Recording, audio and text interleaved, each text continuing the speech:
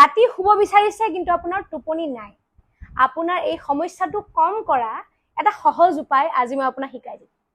আপুনি বিছনাত শুৱে আৰু আপুনি এঘণ্টা ধৰি বিছনাৰ পৰা ইকাটি সিকাটি কৰিও আপোনাৰ টোপনি নাহে, আৰু আপোনাৰ এই সমস্যাটো এটা সহজ সলিউশন মোৰ লগত আছে।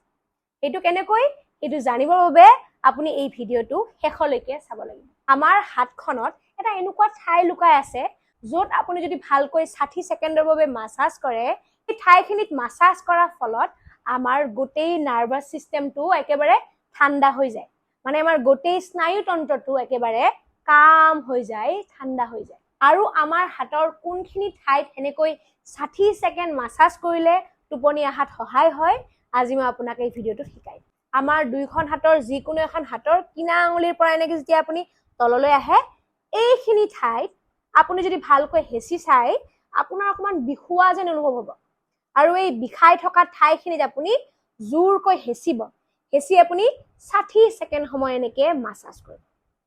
আপুনি যেতিয়া এনেকৈ এইখিনি ঠাইত ভালকৈ মাছাজ কৰে, তেতিয়া এই ঠাইখিনিৰ পৰা আমাৰ ব্ৰেইনলৈকে ছিগনেল যায়, আৰু সেই ছিগনেলে আপোনাৰ গোটেই শৰীৰটোক ৰিলেক্স কৰি দিয়াত সহায় কৰে।